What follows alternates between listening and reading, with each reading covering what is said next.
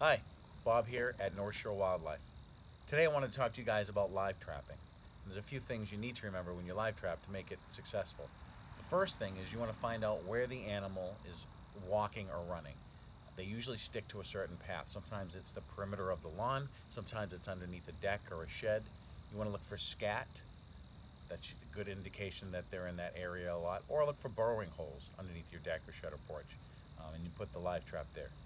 The second thing you want to remember is what kind of, you want to keep in mind anyway, is what kind of bait you need to use.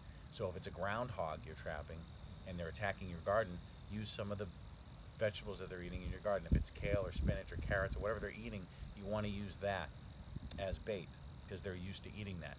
If it's a skunk, for instance, that's what we're going to do today. I use marshmallows here in the Northeast. I have very good luck catching skunks with marshmallows. They like them. The third thing you want to remember is what size trap are you going to use. When I'm live trapping for skunks especially, I want to make sure that I'm using a trap that is not too big and not too small. And the reason that is because once I've trapped a skunk, I want to make sure that it can't lift its tail. Because if it can lift its tail, it can spray me. If it can't, the odds are pretty good that I'm not going to get sprayed.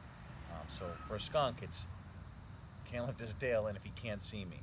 So that's why I usually walk up on them and cover them with a tarp so that I'm not visible to them.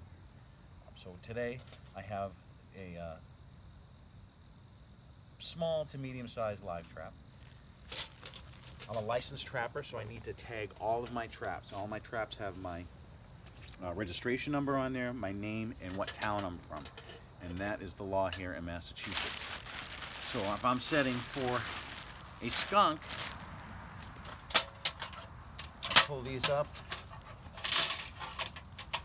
Sometimes I'll run a rod through to hold it up, just underneath here, just some pins just to hold it up, but I'm not going to do that today. If I'm setting for a skunk, I'll use the mini marshmallows, which we all know, just the cute marshmallows that you put in your hot chocolate, and I'll use these as lure, and that means I'm just going to put a few down next to the front of the trap on either side. And when the skunk sees those, it's more apt to follow the little mini trail into the trap. And then when I pull out the big marshmallows, the roasting marshmallows, and I'll put these on the inside next to the pressure plate, or on the pressure plate.